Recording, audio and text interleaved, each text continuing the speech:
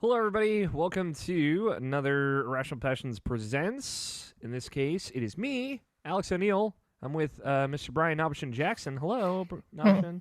Yeah. we This is absolutely spontaneous spur of the moment. So forgive us if it is a little off the rails. Hopefully, this will go out in some form. We actually have a feed for random dumb shit now, so it fits. We're gonna talk about you and I recently from your kind of kickoff to it, did tweeted out big long Twitter threads of our personal favorite 50 games of all time. And this is a website about video games, or so I've been told. So might as well talk about it. I do want to start because, you did this pretty much unprompted to anything, as far as I know. I did this because you asked me to do it as like reconciliation for a failed or a bet that I lost on the podcast. If you listen to Irrational Passion Podcast, you should listen to it. If you don't, what prompted you to do this, an option? It's just like I think it's because me thinking about like gaming of the generation. Like it was like just like a general thought about that, and like I was thinking like some of my favorite games of like the last few years, and I think I had Overwatch like on my personal top 10 of like 2016 when that came out or something like that, Me too. and then I was thinking like it wasn't like the high up on the list or anything like that. Like Overwatch was your favorite game that year, and I was thinking like, would you consider it a game of the generation? Like, and it probably is, but like at the same time, it's like, would it be like a personal thing, or would it just be like an influential type of thing? Mm-hmm.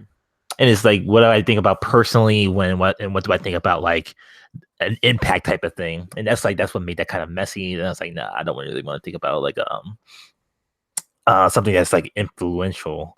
I want to think more about like something that's just me personally and like what people can generally grasp from it. Like what people like generally like uh how would they know me more of a person by like saying like what are some of my favorite games basically and like there it is.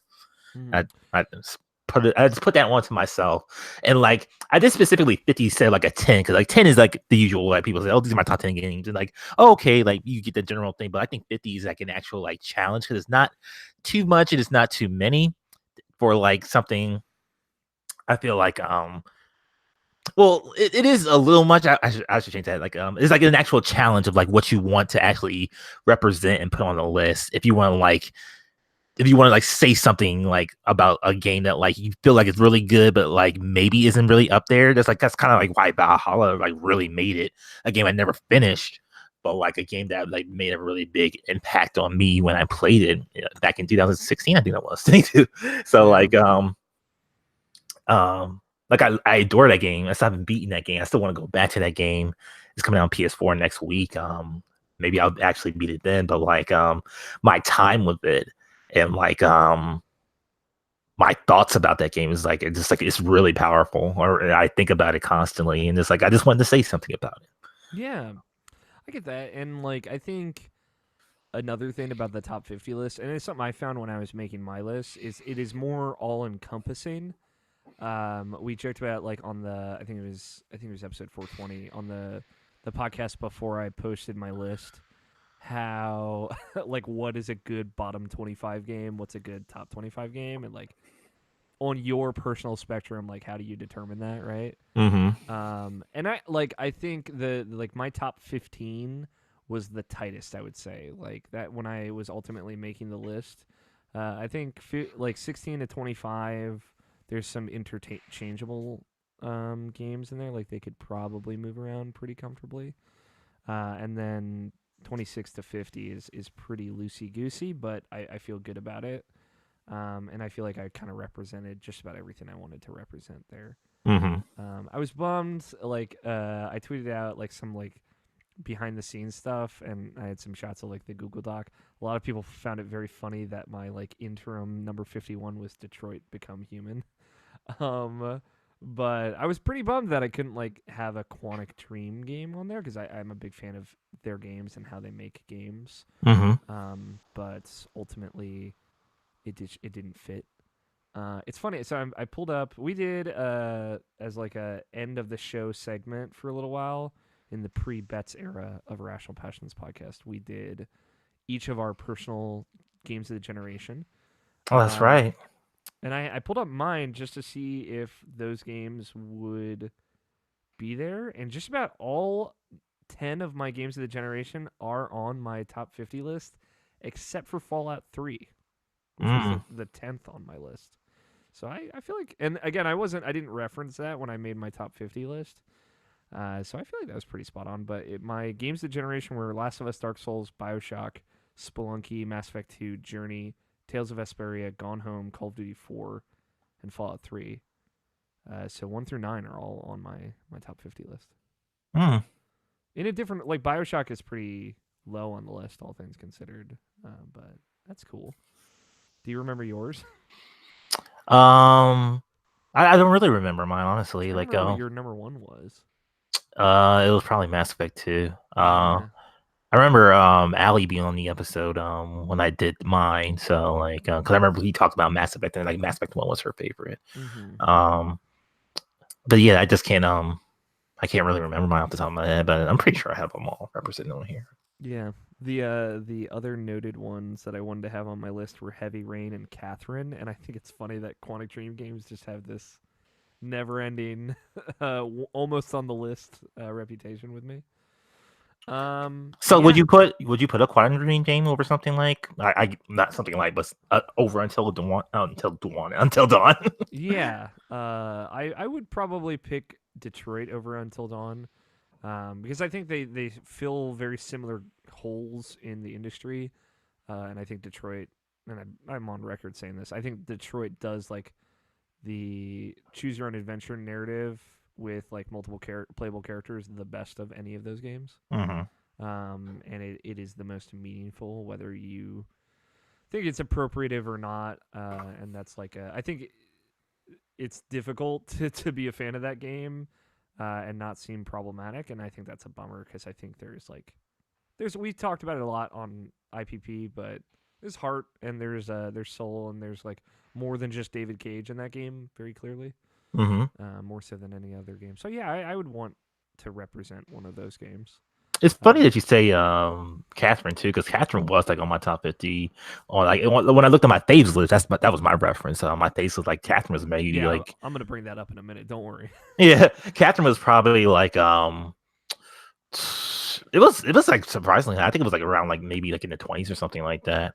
Not that the game like really like lost impact with me, obvious for recent reason or anything like that, but like and like obviously I keep bringing about Erica, especially in recent events, because like that character did a lot for me as a person, I feel. Mm-hmm. But at the same time, like I don't know, like I guess being more exposed to Persona games, because like Persona 4 was like the only one I played at the time, I think. No, I think did I play Catherine before Persona? Catherine was 2011, right? I feel like you did play Catherine before Persona, but they were close. Catherine might have been 2012. I think that was 2011. Let's see. Catherine video game. Wow, no search results. Come on, y'all. Work with me. Yeah, we never talked about it when I was on the show as far as game of the year. 2011, yeah, February 2011. Yeah. Well, I mean, to be fair, you joined in 2012, so. Yeah, that's what I meant. That's all I meant. So it would have not been in the GOTY discussions that year. Yeah, but like weird. Catherine is a difficult game to discuss now, I will say. Yeah, definitely. But still, like I remember like the talk about Catherine around the time was like, there's never really been a game like this, because it's about a mature subject, and it's like talking like like about relationships and dating and stuff like that, and like there was nothing like a game like that before, which I agree with.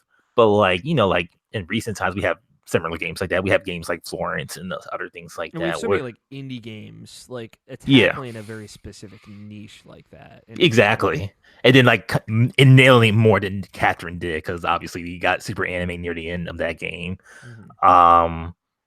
And obviously it's like they keep the tone, like as you can say, through the entire thing, rather than like being sporadic like Catherine is. I still like Catherine a lot, but like it's just yeah, I guess the game just kind of fell off for me a little bit. Yeah, I still love that game a lot too. I mean, like the full body edition and kind of the problems it adds aside, like I think that original game is like such a neat idea. Like Mm-hmm. the block puzzles, like as like a climbing puzzle game. Like I don't know any other game quite like it. You know, obviously there's Cubert, but even that's different. But it's that like wrapped up in this like it's got such a good style. It's got such a good aesthetic.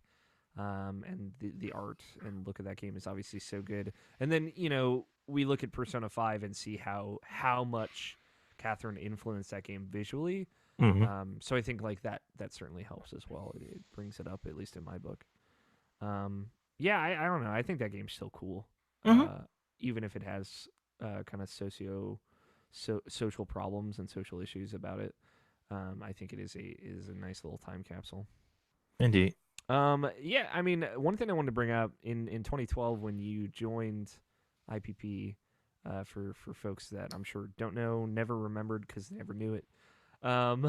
You had us all do this, like make our profiles on this website, and it was all five of us at the time, or I guess six of us, including you.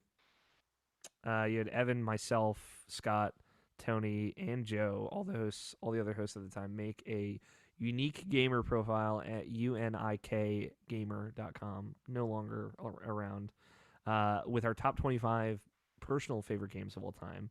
And it was like a fun little bonding exercise for us. We all made it. I don't remember what anyone else's was. And then Unique Gamer transitioned over to a website called Faves List, and my profile still exists for that. I assume yours does too. Mm-hmm. And that is kind of like where the top 25 list moved over to.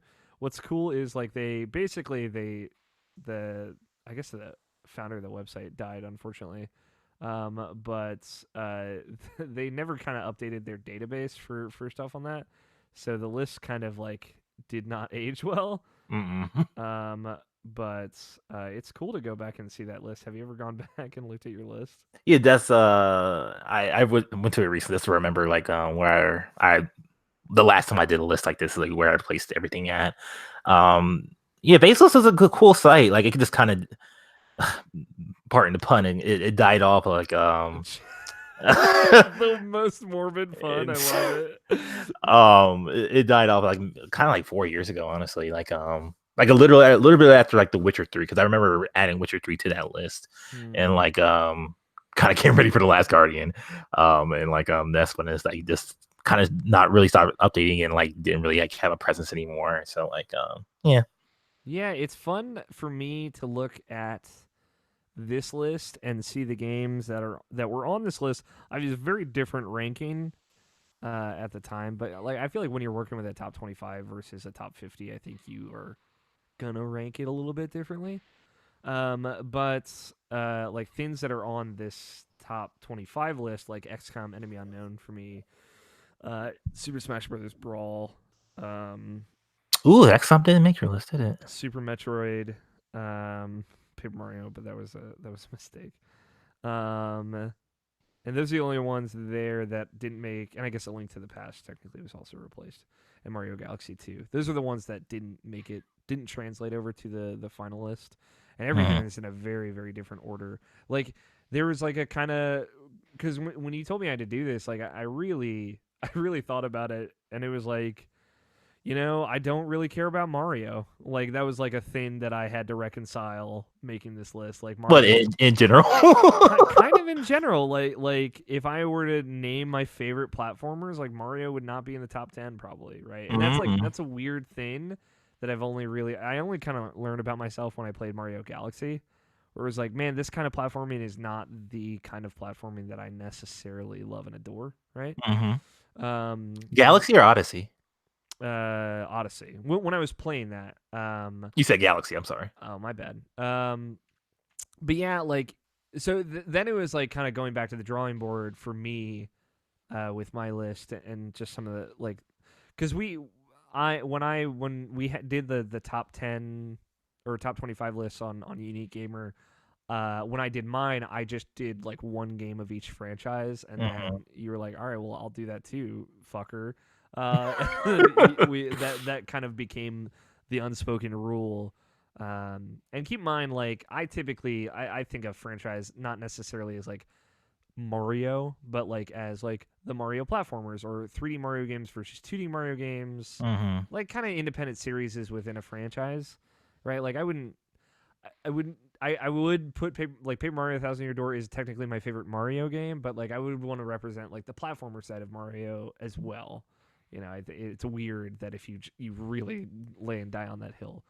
But for the most part, I think that's a fun rule to work with because otherwise I'd just have 6 Zelda games on my list. You know? Yes, similar. Like if I done it differently or did it like the way like every individual game, like maybe Persona 4 would be like right after Mass Effect 2. So like that would probably be like 4 or 5, and like I don't even know where I would put Mass Effect 1 and 3, but they would Yeah. definitely be on that list. So it's like, Yes. Yeah. It's exactly. It's like I could have the 3 Persona games in my top 5 or top 10 or whatever, and I could do that. But I think it's more interesting and it's more contemplative for the person making the list to one pick one kind of representation of this franchise that you embody as your favorite, mm-hmm, and two to only represent those franchises.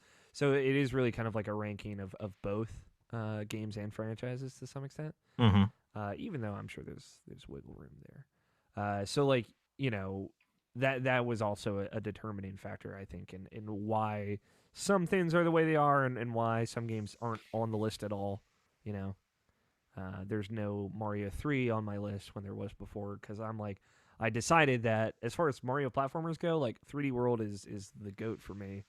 I And love that, man. That's such a not necessarily hot take, but like that's such a like a unique thing, I would say, like especially for you, is like because like that's the game you always bring up. I Mhm. noticed that over the years, like you always bring up 3D I World. love that game. Yeah, man. It's so like brilliant. And it's also like the only Mario game I've comfortably been able to play with one other person and have like a great time. It's so true, dude. Like inarguable, like Ethan, like my roommate who doesn't really play video games, except for Tony Hawk's Pro Skater, which he plays like every week for no good reason. But we sat down and played that game together like a bunch of times, like several different sessions, just like a couple levels here and there, and he thought it was just so delightful, and it was so fun to like the game is like approachable enough but challenging enough that so that we could both play it and both keep up with it, and it would still be interesting and engaging. Yeah, I don't like 3D World is just like it really was like me thinking about the time like because I went back to Galaxy 2 not too long ago with Tony. Fun fact, and I was like, man, like there's a lot of things like little things that I don't love about this game. I don't think there's anything I don't love about Super Mario 3D World. hmm And that was like, and you know, I think with both our lists, like we really tried to make it more personal too. So like when I did all the tweets and made the thread, like I tried for each tweet to have like this is like maybe a moment I've shared with this game or like a very personal reason why it's here. And that was like a big part of my thought process too. So, other than Detroit, is there any other games that you want to shout out that didn't quite make your list? I fucked up.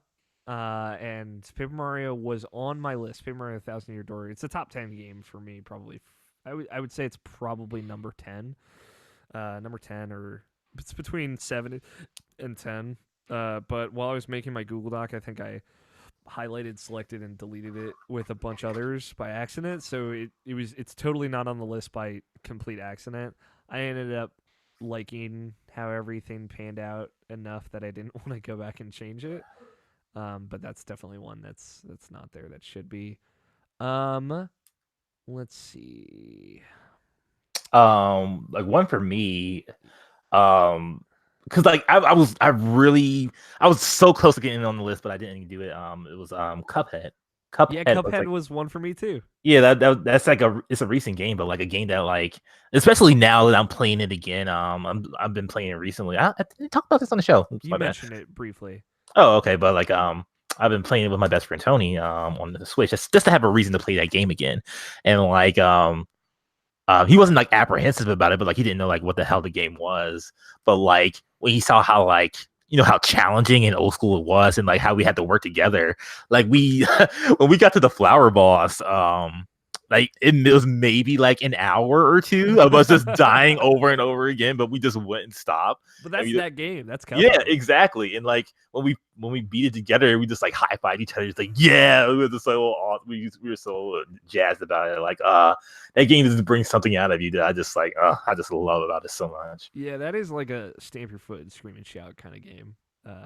Yeah, Cuphead was on my short list that did not end up making it. Shovel Knight was another one for me. Speaking of retro style games, Shovel Knight is my game of the year in 2014. I probably wouldn't have put it that high, like retroactively, but I loved the game at the time, and as someone who never has played a Mega Man game, like that is a great like reason. That was like the more deciding factor in anything that I went and like played Mega Man X, that and Brant Ranch, but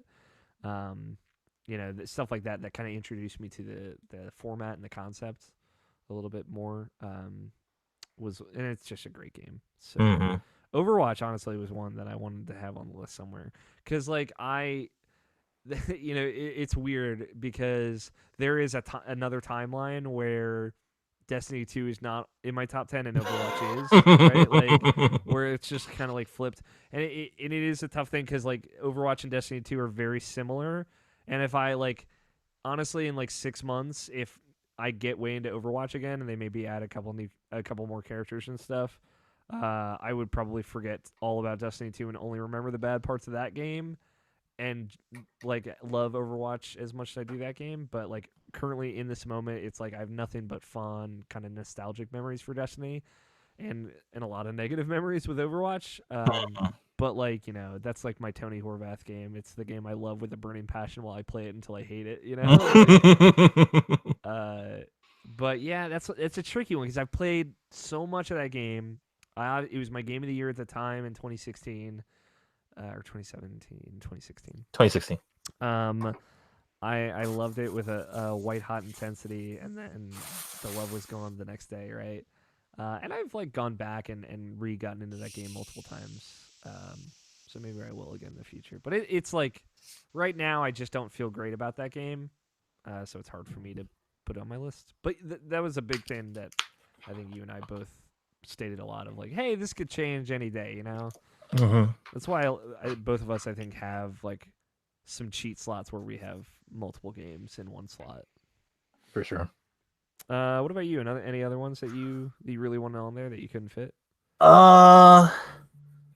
Like like stuff like the games that like I feel like were kind of me, like Crisis Core, a game that I haven't really beaten again. Though I've tried like multiple times, but like for me to like to play that game, like not really knowing the context at first, and like obviously Final Fantasy VII is on my list.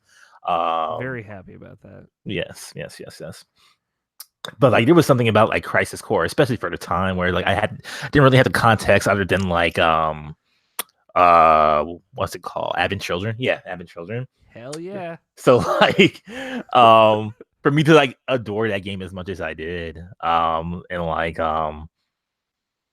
it's so weird. It's so weird playing Final Fantasy VII, and like just like I get what people was like so weirded out about me now. It's like you play Crisis Core all the way through, but yet no hitches in Final It Fantasy makes VII. me so happy. I mean, I love your weird gaming tendencies more than like anything, as you know. But it was like for me, again, and it's a similar thing of like where I'm at with Scott and Tony with Sekiro. I didn't want to like over push the point. So when you actually started playing it, I got like way too excited, but I tried to stay chill about it because I knew how weird it must be for you. Crisis Core in it of itself is a very weird game with a very weird story. There's like this weird, like one of the ending cutscenes of that game is like this weird shot of like what's his face in the red coat, like holding this corpse in a cave with flowers, and that's like the secret ending to Dirge of Cerberus to hint at Crisis Core. Like the whole Final Fantasy lineage is so fucked and weird, but it's like such a fun ride, But yeah, I don't know. I think at this point, well, maybe not. Like I would say, if you went back to Crisis Core now, there might be a little bit more urge to see it through.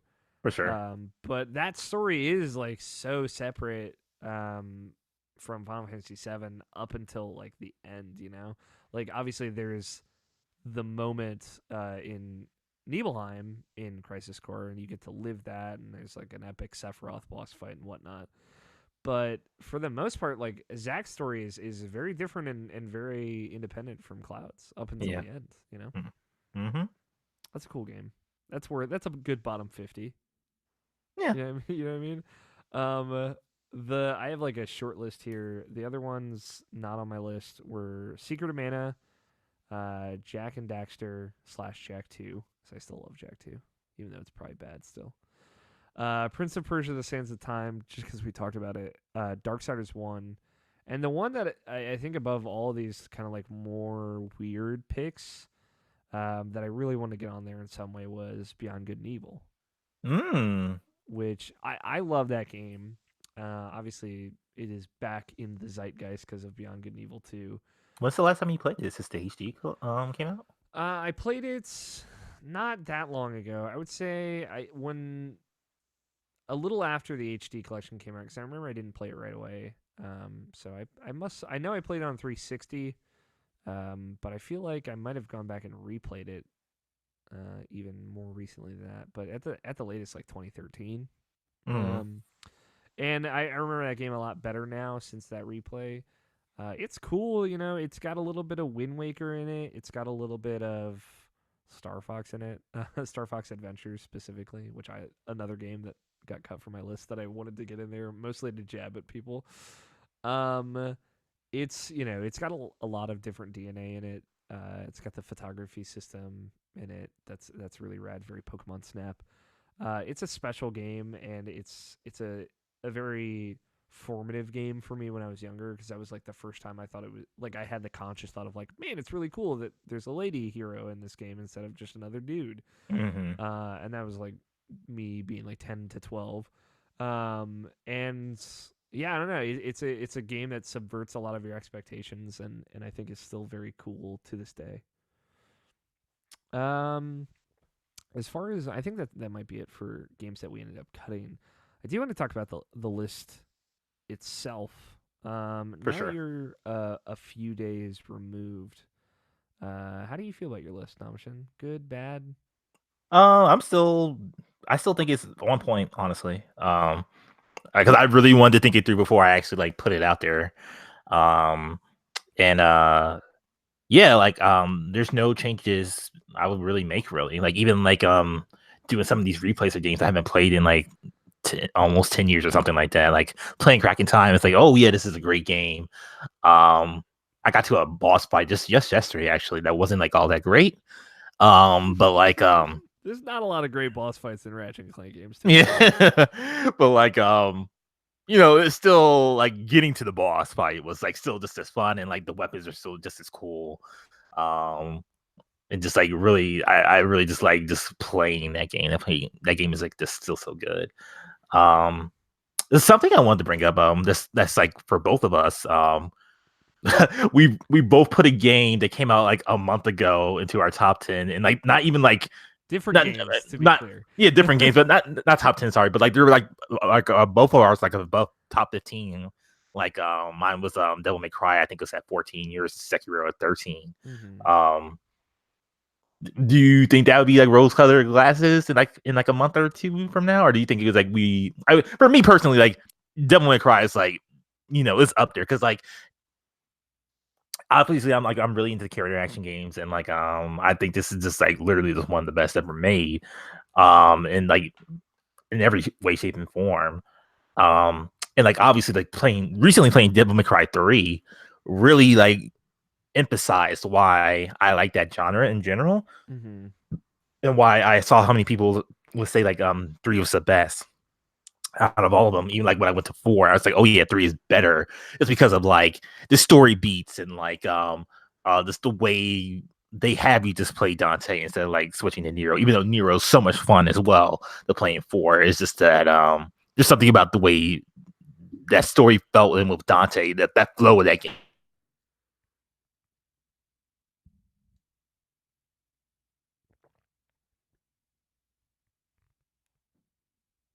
Nabeshin, you cut out. We lost you. Is your microphone okay? I don't know if you can still hear me.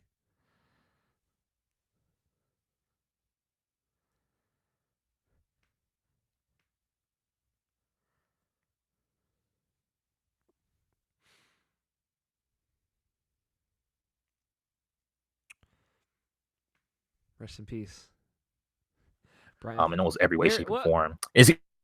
I think he's reloading. Everybody, chill.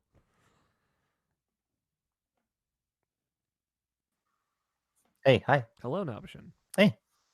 I don't know. It was an Okay. internet I hiccup. heard you for a second when you left, but then you faded away. You froze for a second, and I don't know. Eh, eh. Can you hear me? Yes. I can hear you. Yay, it's working. Okay. Um, you were talking about Devil May Cry. You were talking about not Nero, Dante, and how good it was to play as him through the whole thing. Yeah, and like I just felt the flow of the flow that they have in 3, they just brought into to the modern like Devil May Cry 5, and I just think that game just improves over it in just in every aspect. And even though it like kind of like switch like because like the because like a past judgment I have with like old Devil May Cry games is just like the platforming sections are just like they just always been awful. And in a way that's kind of how you like break up the I guess the quote unquote monotony of the hack and slash through the entire game. So like the way they break it up now, because there's almost no platforming. There is, but like that as much in Devil May Cry 5. You just play as different characters. So or at least that's how I feel like they mixed it up a little bit because like B is so different from playing from Nero. Nero is so different from playing for Dante. Um, I don't like that game is just like immense for me. I love it so goddamn much. It's smart though, because like that leans into the strengths of that genre, right? Of like, hey, we know we can make a character that's unique and fun to play. Let's just have you play 3 of them instead of have you do these kind of different things throughout the game. Mm-hmm. Uh, and it's funny because I think we talked on a recent episode of the podcast, at least recent to when we're recording this, about how Sekiro is kind of like my DMC. It's like my Devil May Cry 5. Mm-hmm. So it's fitting that they kind of fill a similar spot on our list. Yeah, it's a similar thing for me. I think like I have a lot that I'm writing about Sekiro. There's gonna be something feature-ish soon, hopefully, that is more leaning into why I think that game works so well. But for me, I feel like Sekiro is kind of like a culmination of the things From Software has been doing and experimenting with, and yet it is also totally different and totally separate. It's weird because Sekiro kind of fills the spot that Bloodborne was on my list originally, and I had both of them in my top 25, but it felt weird to have both of them there, so I took Bloodborne out in favor of Sekiro. Mm-hmm. Because I feel they kind of fill similar gaps, and that was another thing I thought about a lot when I was writing the list of like games that could also be top 25 games, but are very similar to other top 25 games I have. And I think Sekiro is just better than Bloodborne in every way. And that's a weird thing to say. Is like I'm someone that loves that game, and has defended it and has like convinced people to play it, and in some cases convinced people to play it by playing through the entire game with them. I'm still working on an entire front to back playthrough with our friend Justin Graffius. So like, I'm a huge defendant of that game, but I think Sekiro just like ups the ante and streamlines everything that makes those games great into something that might ultimately be less accessible, but more rewarding, at least for me. Mm-hmm. I think a cool thing about the Bloodborns and the Dark Souls is that you have these stats and these kind of like almost arbitrary RPG mechanics, because at some point, like once your vitality hits like this soft cap, right, it's just going to be diminishing returns after that point, and that's been true of all of their games. And I think that's a problem with all of their games. It's a system that's essentially broken, and it's not outlined clearly, and it's not explicit in any way of how it's kind of obtuse and difficult to master. And that at some point, the more you level up, it just doesn't really make that much of a difference. So I think Sekiro is smart to have just taken that whole thing out, right? It's Right. a system that's been exploited in the past. It's kind of lame, and it really doesn't mean that much anymore, especially in a game like Bloodborne where they just shrunk it down to 6 stats.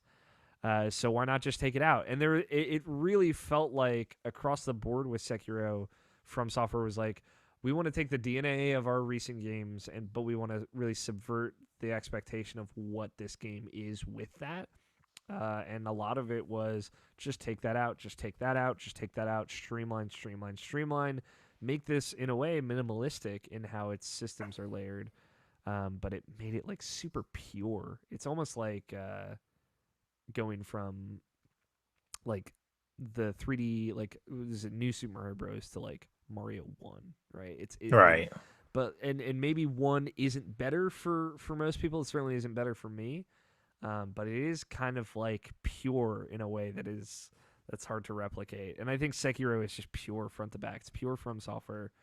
I think it's a really special game, and I think what they accomplished so much with that game. If I was playing that game on PC where I didn't have to worry about performance or frame rate issues, that game is like an easy 10 in my opinion. So Mm-hmm. yeah, I think, and I also find that to be a character action game that is in a genre I typically don't like, but because they kind of backdoored their way into this genre and made their own like weird little slice of the genre pie with Sekiro, they've made a character action game that I really like. So I think that's cool. Hmm. Is there any other big callouts for your list? Call outs as far as what? I'm sorry. Any like maybe recent additions or big changes that surprised you when you were making it? Um, Because I had a lot. I feel like. well, like one thing that really sticks out for me personally is like how high up I had Danganronpa. Really, like, I thought it was super low too. like top 10 is like really high. I feel, but like, Oh, I'm uh, thinking on my list. It's pretty low on my list. yeah, I put it on number 10 for me. Yeah, you're right. Um, yeah, you're right. I'm Oh, just dumb. um, but yeah, like I those games really did something to me, like in a big way. Just as far as like being so engaged with a story that you just like you literally couldn't stop. Mm-hmm. I mean, we all know your story, and it was just similar for me too. It was just like this constantly, like even like what was the story for us for V3? Because I know because I think it was like literally like every time I did a chapter and every time someone died, I think I literally just had to stop a beat because that was like the most vicious of them, obviously. Yeah, yeah. Of like the situations that it and what it went down because I know you beat the game way before me. Both you and V2, Nicole right? Yeah. 3 you beat before me though, right? V3. Yeah. I don't know. I think because I remember like posting like my depression Oh like yeah. after every Yeah, time that's it right. happened. Um, I like 2 is my soft spot for the series, and it was probably because I ended up playing it back to back with 1. mhm. Um, but yeah, 3 definitely hooked me in a similar way. I think like we talked about it a lot on that Game of the Year podcast, which was 2017, I think. Um, I think 3 is a little disappointing in some ways to Oh, some for extent. sure, for sure. And it had a lot to live up to, you know. Yeah, that's why one is still feel is the best of them It's in a it's way. another thing where like 1 is the most pure, right? Like Yeah, literally what you just said earlier. 2 is like very much trying to surprise you, and then it just goes completely off the rails by the end of it, and Mhm. that's great. And I think that makes like 2 certainly more unique than 3 is. But 1 is like the most like who done it and kind of it's not straightforward because it's as crazy and obtuse as all of them, but it is the most straightforward of the 3. Mhm. It's not like it is wild how everything plays out and kind of the reveal of that game, the big reveal. But it's not out of left field, and it feels like a good payoff for what that game is and what that story is. Mhm. I think like the payoff in 2 is like a little cheap, um, and maybe that's why I don't love the ending of that game. and I think the payoff in 3 is great. Uh, but I don't know if they totally earn it. Whereas 1, I feel the best about. I just think it's so Like good. as a standalone game in general, because like if it just ended right there, and you didn't know what was on the other side of the vault after they open it, it's like that's like a perfect ending for that game. Yeah, it's Just in excellent. general, yeah. Yeah, and it's very much like the Inception ending of it's reflective of the person who played the game of if they think it was gonna be okay or if they think it was gonna go to hell afterwards. So Mm-hmm. it's cool. It's like Danganronpa 1 is a really cool game. It's probably my favorite visual novel I've ever played. Yeah, it kind of has to be for me. Yeah. Mm. Although, like where would you compare Danganronpa versus like the Virtue's Last Reward series? I guess we can look at your list. Yeah, you can because it's on there. Danganronpa is like is definitely like something more different than Virtue Slash Reward. Virtue Slash Reward, or not Virtue. To say the Zero Escape series, and like Zero Escape. That's what I meant. yeah, you're fine. And like I said, 999 was my favorite because that one, like I said, kind of like Danganronpa, that one was like the most pure. It's the most grounded I felt of the other two. BLR, Virtue Slash Reward, like I like that game a lot. But for some reason that game felt like it lasted forever. For like some reason, like kind of Danganronpa 3, so like I get you. and like Zero Time Dilemma, the third one, that one's is just super solid, super good for what it is. But like it was something about 999 and the playing it that way and like playing on the DS of all things and like just getting like just getting this trippy story and like just figuring everything out and Now like I'm gonna ask you something because I've still not played this game and I don't know if I can on the DS at this point. I still want to, but hmm. I just want to know because I want to know if I have it right. If not, fine. Because you keep talking about like this aspect of playing the first game on the DS that's very clutch to that experience. And I'm gonna ask you, and if I'm right, you have to tell me, or else it's entrapment. If you is the puzzle that you have to solve just involve you closing the DS? No, you've asked this question multiple times. It's Okay, not. I know. It's not that. I felt like I might have asked it before. I just want to make. I have definitive evidence. Because they did that in Phantom Hourglass. That's all I wanted to say. Yeah. It's more of like a perspective type of thing. When you play that game, Cool. that's like that's really cool about it, and that's the thing about 999 on the DS, which is really great. Like you get this same experience, sure, playing on the modern on the Vita or even on PS4, but like you get the gist of it, but like you don't get like the mind blown type of thing because like it's something that's literally at the end when you play on DS. So Mm-hmm. Yeah, there's an aspect to like Hotel Dusk that is also similar. Another good bottom 25 game if you're thinking about writing your own list at home. Hotel Dusk. man, we should put Ghost Trick on our shit. Yeah, I thought Ghost Trick was one that came up. Like I did think about it. I never beat that game though. That's the only reason I haven't really moved in. Wild. But I love that game. Ghost Trick is phenomenal. That game is too long. There's enough time between then and now for me to say definitively that game is too long, but it is great, unquestionably. Mm-hmm. And the ending is insane. Do you not know how that game ends? I have no idea, dude. It's fucking nuts. I can't even. If I told you, you wouldn't even believe me. So, here's a question for you, Alex O'Neill. Yeah. Which games on your list have you literally only played once? Because we're people who like to replay games, but like which ones which one is that? Because like I think the one for me, other than the ones I haven't beaten, obviously, is like Tomodachi Life, which is like number 31 on my list. That's a good pick. A game that I'll never play again because like I literally can't anymore. You like basically burned, like, totally got rid of. You have no access to that video game at all. Yeah, I gave it to Katie afterwards, and she gave it to her former sister-in-law, and then like I I guess that's the thing with that game now, that's getting passed on. But like it's beautiful. Sisterhood of the Traveling Tomodachi Life. If these episodes had titles, that's what I'd name this.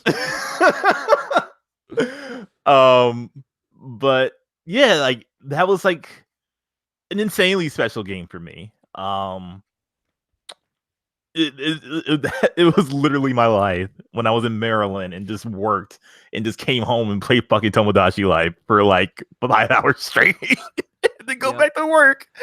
Oh my god. Having my being married and having a daughter, and then like that little emotional thing scene that they still have in the end, and like I still have that video on my I say that's the only thing I have from that game now, just that one video of the credits of that game to show my daughter grow up, and like spending time with her. It's very special. I love that game. It makes me tear up every time I think about it. I know, I love it. Dude. Your relationship with Tomodachi Life is like top 5 Irrational Passions historic moments. I think it's just so great. It's like it was so real. Also, yes, dude. And I love how into it you were. Like, yeah, and it's like we all had fun with that game to some extent as well. So it was cool. There's a few on my list that I've only played once. Not a lot, which is embarrassing. I'm counting it as if I've replayed up to halfway through it, then I've replayed it. But if it's less than that, like some of these games I've gone back and like played the first level over again, I'm not counting that. So in like the top 10, Hollow Knight I've definitely replayed more than that. I mean, that game never ends, so True, it's super long. So Undertale I've only ever played once still. okay. Which is good. I think that's appropriate for that game, even though I will absolutely play it again. Fire Emblem Awakening I've only ever finished once. One full playthrough of that game. Metal Gear Solid 5 I've only ever really played once. I've played like the tutorial over and over again in that game, but I don't count that. Danganronpa I've only ever played once. Ratchet and Clank Future Crack in Time I've actually only ever played once. That's right. I'm about to say, what about the platinum? But never mind. Chrono Trigger I've only ever played through once. Seriously? Which is weird for me. Wow, that's dude. another game where I've kind of played the opening of it quite a few times, but I've only ever like front to back played it through once, and it wasn't that long ago. I would say it was probably like 2012 was when I actually sat down and played Chrono Trigger. That game's phenomenal. Hellblade I've only ever played once, but I've started a second playthrough of that. Life is Strange I've only ever played through once. Yeah, that's true. That's the one, man. And Yoshi's Woolly World. I think that's the only other one. I played Asura's Wrath quite a few times. They kind of make you, but Dishonored 2 I've only ever played once. But that is not a lot. I mean, in a list of 50 games, I've played most of these multiple times. And that's embarrassing. I've put I've put maybe 400 hours into Stardew Valley alone, and that's just sickening. What about you? Any other games you haven't played through multiple times? Let me do a real quick run through. Like we say, Life is Strange. I only played through once. Richard traded twice. To be clear, we're probably not going to go through the list. Definitely at this point, we won't. Oh no. If you want to read them, they're on Twitter, and there'll be links to in whatever description this video or podcast has, so you can look them up. And it's both our pinned tweets. So yeah, at the time of the recording, is both our pinned tweets. So, it was nice to update that because I have not updated that in months. Like weirdly enough, it's pretty much just Tomodachi Life and Life is Strange. It's really funny. See, the thing is, I did watch my roommate play through Life is Strange as well, so I have 2 of that under my belt. But I don't count that. Have you played? Yeah, you have played Deadly Premonition multiple times. I was about to say like that's one to never replay ever again, but I know you have. Yeah. You have the platinum for that game, right? I'm close to it. The game is glitchy. Surprise. Yeah, surprising nobody. Oh man. Only played through the Dragon Ball Fighter story once because all you need. It's actually more than what you need.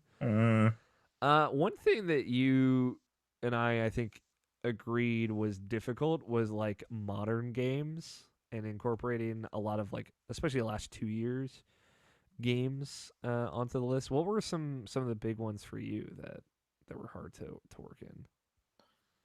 Hard to work in.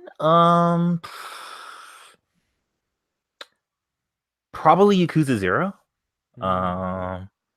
And Red Dead Redemption 2 even. Um like cuz like it's one of those things where it's like I like those games like a great ton. Like when I think about Yakuza, is more of like that's more of like the encapsulation of the series.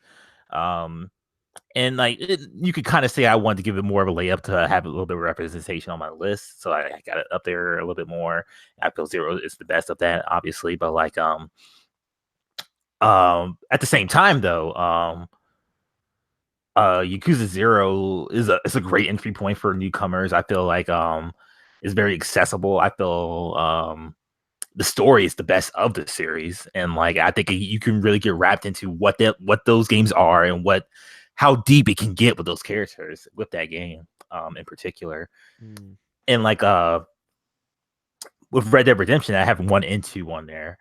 Um like because I especially playing Days Gone recently, like it's kind of fucking with me playing that game now. As far as like an open world sense, I dabble in open world games. I'm not I'm no Brandon Jones. I don't play open world games like on the reg or something like that. But like there's something about like the way But you Red Dead. fuck with Far Cry, you know what I mean? I kind of fallen off of Far I Cry. know. You used to fuck with Far Cry though. Yeah, I love 3 and 4 was really really fun. You don't love open world games, but you fuck with Far Cry. That's like my official slogan for you, Nabeshin. Sure. um but like it's the way that the story is told, and like both 1 and 2 like there's just there is a because like in a general sense, I like playing Grand Theft Auto games. Like I'm not like super deep into them. Like they're more of like games that I feel like I should play type of thing. That's basically Yes. what Dave's Gone is. Like I feel like I should play this game. And you're pushing that onto me as well, which I love. Yeah, I feel like I should play just to kind of just to know, and not necessarily that is quote unquote important, but like it's like like I said on the show, it's like it's nice to have a different palette every once in a while, just to like Perspective is important. yes, exactly. And like you kind of talked about it too on 421 of IP was like not that you have to play bad games sometimes to appreciate good games, but sometimes you should play broader games, right? Especially games that you think might not necessarily gel with you. To some extent, Yeah. if you want to talk about games, especially like I feel like it's not true of everybody, but for us, like I think playing some bad games has really given me a lot of perspective. Hmm. Or playing good games that I think are bad Yeah. is another big part of it. It makes it easier to talk about games if you know the spectrum of quality, Yeah. or if you can at least talk from experience when you talk about rougher games. And you can even say like like something like something like I something I actually want to talk about, like guilty pleasures on our list. Like Sonic Adventure. Bad game, obviously, but I could talk about that game in a way where it's like you can see the enthusiasm in me when I talk about it, and you're like, oh yeah, like I see why you like it. I'm never going to touch it, but like I can see where you appreciate it and what you really love about it and the time you spent with it and stuff like that. And like I feel like playing games like that and like having the right perspective of it and like be able to like vocally say why you appreciate it or don't appreciate it or something like that. Like that's something that happens when you like try different things every once in a while. Yeah, Kind of like food. yeah. It's good. It's like really good for you. I think you feel better about the things that you like if you do that. Hmm. Um, and I it gives you perspective on the things other people like in the cases in which you don't like it. Like uh, you have to protect me from playing another Wolfenstein game again because I know I'll hate it. Mm-hmm. But like seeing what people like about that game at least gives me some perspective on other people's tastes in games. But the guilty pleasure thing, like you didn't really have, or did you have like a guilty I pleasure? feel like there are guilty pleasures on here. I feel like when I laid my stake in the ground and said Metal Gear Solid 5 is my favorite Metal Gear Solid game, that's a Sure. little guilty pleasure. You know? Okay. And I put in like the post of that, like kind of like Final Fantasy 15. I kind of like that game more because it's fucked up. Mm-hmm. Like it has endeared it to me more and more over time. And especially like the kind of Metal Gear Solid V versus Metal Gear Solid 5 like pseudo narrative that fans have created around that game. You know, like I like that stuff, and it is when I think back to the most fun I've had playing Metal Gear, like 5 takes it a Mm-hmm. mile. You know, I love the stories of some of the other Metal Gear games, but I don't ever want to play them again because I hate how they play. Like I hate how Metal Gear Solid 2 plays. I love Metal Gear Solid 2. I cannot play that game. It's so frustrating for me. I've done it. I've played those games multiple times, you know. Right. And 4 is fine. I think 4 is rough, but it's fine. But, you know, it 5 is like I get kind of like the weird story. I get like a game I can listen to podcasts while I play, and I also get like amazing stealth and action all in one. So it is the best of all worlds for me. Also, Metro Prime 2 is one of my weirder picks. Like most people, nobody likes 2. Basically, the gist I've gotten from it is that nobody likes Metro Prime 2 because your like other beams have ammo, not just your missiles and power bombs and all that. Like pretty much everything that you have has ammo. It's a lot more restrictive. It's a lot harder. But I love Metro Prime 2. I think it's so good. It is weird. I feel like PT also guilty pleasure. Okay. I texted you after I posted the list about how proud I was of putting PT on my list. Like, Right. This is a video game. Like making it a real hot take right there.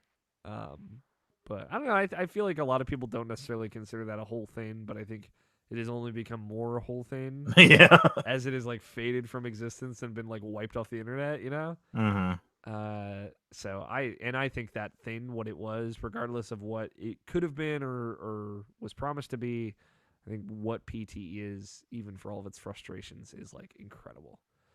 And it's a thing that got me into horror games. So.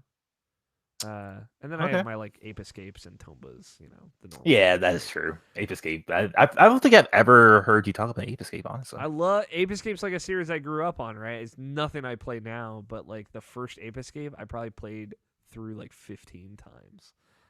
Ape Escape 2 is my favorite of them because I love the levels in it the most. Mm-hmm. Especially the final level. That game is so great.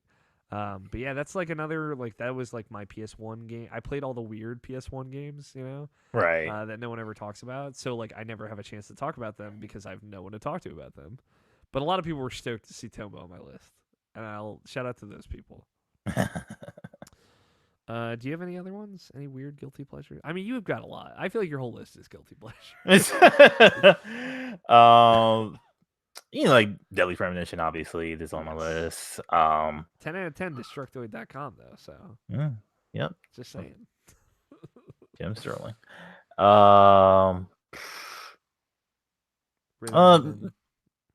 Sure. But I think there's quality there. Yeah, for sure. Kind of No More Heroes. Like I kind of better appreciation of the game so much more replaying it again. Like I've always had it like super high. Like it's lower than what it used to be, but like still though, it still resonates with me so hard. That game. I love also, it so like much.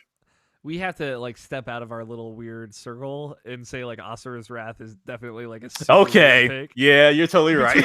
You and me, we've always had each other's backs and been like, yeah, Asura's Wrath, the fucking truth right there. But nobody else likes that game. No, there's like, I think a lot of people like Asura's Wrath, but I don't know if a lot of people would have included it in their favorite 50 games. If you've not played that game, you're fucking up, dude. Yeah, you're totally right. Asura's Wrath is like that's the guilty pleasure of the game. Yeah, that's peak us though. So It's what's bond. It's one of our many bonds together.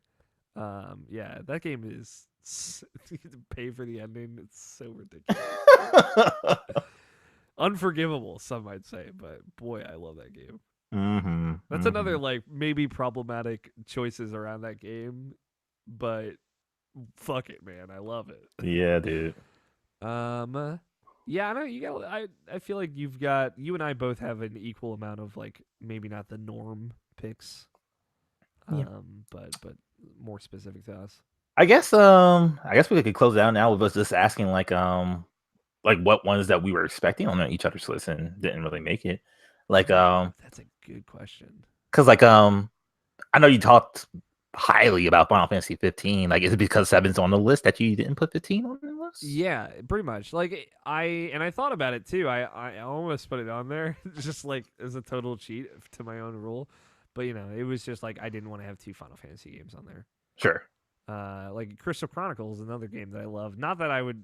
I don't know if I would put that on a top 50 list. I don't know if it would make the cut. But yeah, that is like one that I also probably wouldn't put in place of Final Fantasy 7 or something like that. Different What enough though. like where would 15 be for you if it wasn't on this list? It's a very good question. Let's see.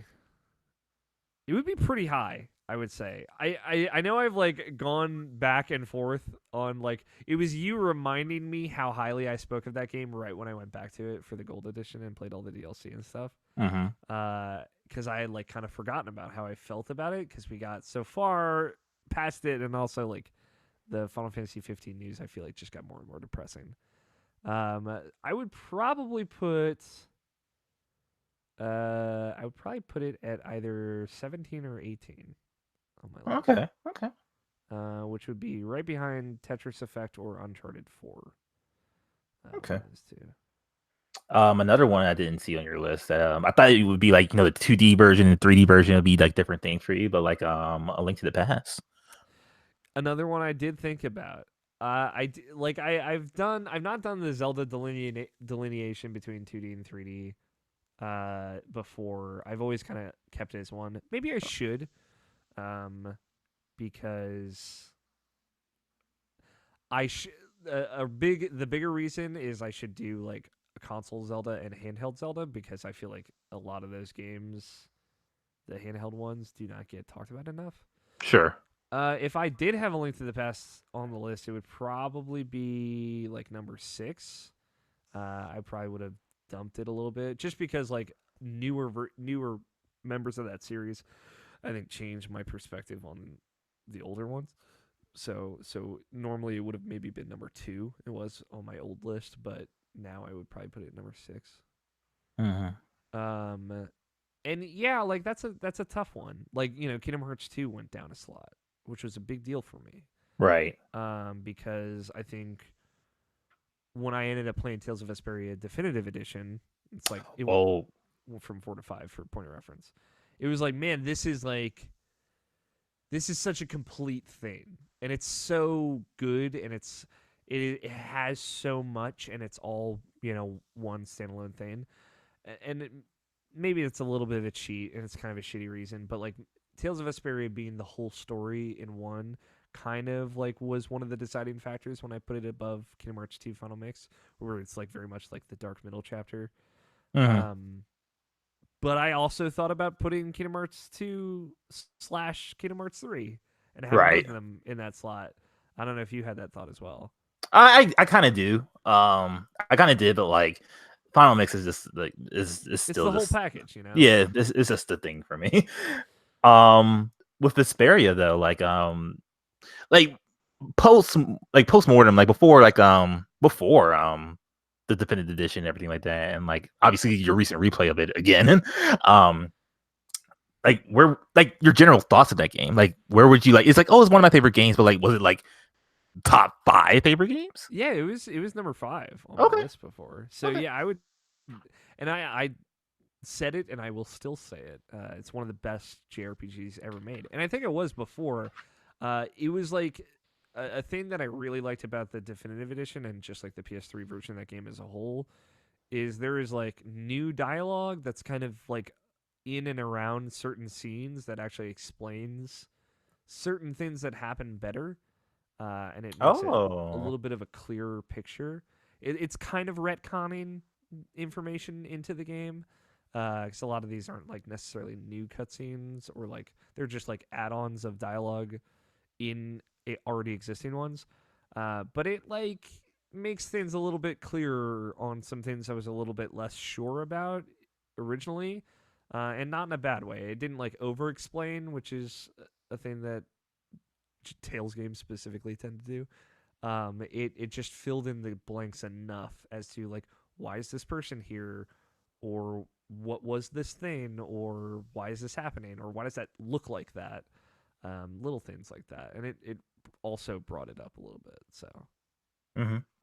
I don't like, there was, I considered taking The Last of Us out of my top 5, but like I really sat and thought about like how the emotional effect that had on me after playing it, but also like the kind of how it changed my concept of storytelling and choice, and like what a villain is, and how much I still think about that game. Was Hmm. another thing I came back to. So, for your list, I don't know if I can't necessarily. I'm very bad at like thinking of something that's not there, right? Right. Um, I am surprised to see not just Dragon Ball Fighters on the list, and I am surprised not to see it higher. You also included like Budokai 3 and Hyperdimension. Yeah. Um. Well, I mean, because that game is still fantastic. And I still love that game. I still play that game every once in a while. It's kind of, I guess it's mostly because of Max is the Maximilian, that guy Apollo, is like why I'm like, well, it's not as high, not higher than it should be, or or you think it should be, or where you think I think it should be. Mm-hmm. Um, just like the mechanics wise and stuff like that, and uh, just like certain just little things that they could have done better and slightly better. Like the roster is like very Goku heavy, and like you could get a little bit weirder with it. Like I'm still waiting for a character to be in there. Khalifa, Chaucer. Like I really want her to be in the game, and like that still hasn't been announced. And like it is more of a Saiyan power in that game. Like I would like a little bit more differential characters. Like I would like Master Roshi in that game or something like that, just to like spice it Yeah. up with different type of characters. Um, it's just like little wants and needs, and like but I still think that game is fantastic and it's still super fun. It's still like like almost everything I would want in a Dragon Ball Z game. Like if I were to say where the yeah, definitely. Yeah, it's definitely almost everything I want. I feel like there's. I guess I was surprised at how high Undertale was, but also like Undertale has slowly crept up my personal list as well. Mm-hmm. It just kind. I feel like the further away I get from that game, the more fondly I think about it, which is Yeah, not true of most video games. it's like I said, it's something I literally think about almost every day of my life. I think about Undertale in one way or another. Like even like obviously because like I have like the soundtrack playing when I'm driving my car or something like that. This like, there's something about that game in particular, and like in almost every way, just like sticks with me. I only played through it twice, like on PC and on Vita, and like even in a weird way, like playing Deltarune feels wrong because I played Undertale. That's why I Mm-hmm. never beaten Deltarune. Like I have it on PC, I have it on Vita, I have it on no, not Vita, I have it on PS4, and I have it on Switch because it's free. But I just can't bring myself to play that because like I played Undertale and I had my experience with Undertale. I had that story with Undertale, and I had those characters in Undertale, and like even if it's really good with Deltarune, it's kind of like making a sequel to something that you didn't really need, like making a Yeah. sequel to The Last of Us for some people are just like, no, you shouldn't do that. Um, Even if it's like a spinoff or whatever, it's like just bringing back even like similar elements of it is like it doesn't feel right with me right now, and like this come from a guy who didn't finish Deltarune, so like I can't really like speak too much of like the quality of that, but like is I'll get to it eventually, I believe, but like it's just like right now, it's just like it doesn't feel right to play that after Undertale. I don't know. I get you. I I definitely feel that to some extent for me as well. Is there anything on your list or anything that's not on your list that you feel like maybe should be, but you haven't played it yet? Um, that's a weird question. It is a weird question. So I'm trying to think of the or same for or me. are you asking like Or maybe haven't some finished yet. a game that should be on my list that like I've actually had played, but like I like is like for the quality of the game that it should be on the list, but like I didn't put on my list. Like something like Maybe, Shadow of the Colossus. yeah, maybe, or like I'm thinking like a game that you're like, oh, I bet I would love that if I played it, but I just haven't played it yet, and it would totally be on this list if I had. I don't know if there's Like, as that's sure a shot as that. it, because I'm really open with no, I'm not really open, but like I'm open with games for the most part. So like I'm willing to try anything, and if it's that's why that's a weird question for me because like It's true. You probably yeah would have tried it by now. yeah. Mm-hmm. Tokyo Mirage Sessions maybe could be on my list, but we'll never know, I guess. Still in the shrink wrap. You don't have a Wii U anymore, right? No, I do. It's Oh, just okay, very dusty. okay. It's in some deep closet somewhere, I think. Any other weird ones on my list for you? Um, not necessarily. I think we pretty much covered everything. Yeah. I will say I'm very glad there was a moment where I was unsure of keeping Hellblade on my list. Um, I recently went back to play it, actually for an episode of Indie Piece, which OK Beast has now announced. So, Oh, that's uh, your game. I thought it'd be Spelunky. it's not. Although I should like just pitch Blessing on season 2 episode where we just talk about Spelunky. But yeah, I went back and replayed Hellblade just the opening couple hours. That game's incredible. Honestly, I'm almost thinking it should be higher on my list, Mm-hmm. but I'm very glad that I didn't end up cutting it. That was like one of the ones on the chopping block that I might have just taken off completely just to clear up room. But yeah, I think that's it. Yeah. Unless you have any other closing thoughts.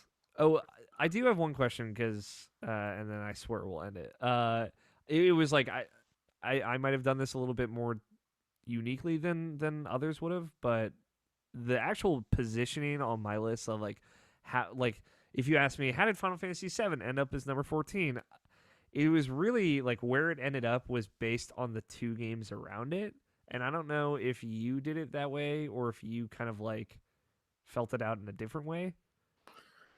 Oh God, how did I do it? Because like when I was going through the list, it was like, okay, I would put Okami above Metal Gear Solid 5. I don't know if I would put it above Uncharted 4. I guess it's between those two. You know? Yeah, yeah, that's kind of like something like Life is Strange. Like I didn't know exactly where I wanted to put that it, but like I knew that game was like really important to me, and Mm-hmm. like and it's kind of like looking at it, it's kind of weird to have it like above Mario Odyssey, like it's like Yeah, a game like I play like a pure gameplay game with like a story game, but like that story really got to me, and like um yeah, it's because something like that. there was one on the fly edit. I don't know if people who ended up watching me while I was tweeting out the list caught it, but there were in real time. I was like, I can't have Ape Escape 2 above Mario 3D World. That's disgusting.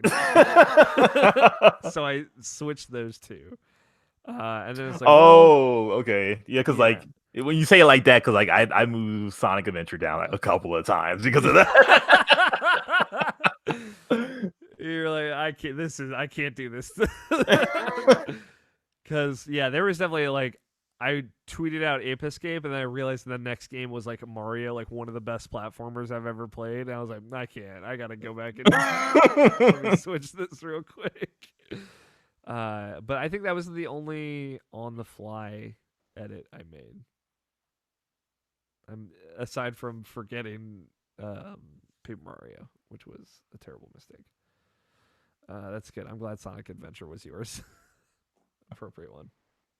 hmm Thanks everybody so much for listening. I imagine this will be on the Irrational Passions Presents feed. If you've not heard anything on this feed before, it's kind of like a collection of weird side stuff or audio features or like mini things or mini projects that we have that we want to give to you in podcast form.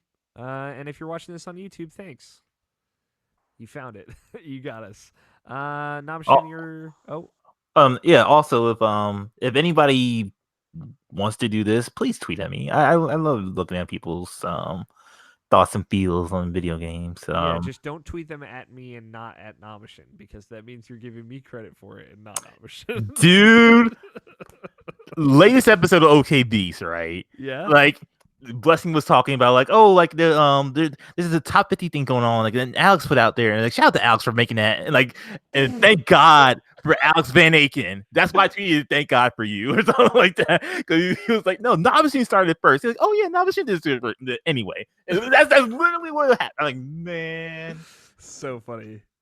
Yeah, if you want to do this, tweet at both of us. I'd love to see it too. A couple of people have already done it, and I'm very excited about it. Shout out Nicole and Brandon. Yeah. Check out their lists. Nabeshin, you're at Nabeshin186, Nabeshin 186 on Twitter.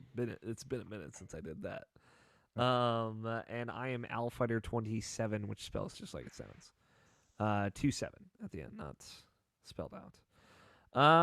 Thanks everybody for listening. I guess. Have a good one. Bye. Bye.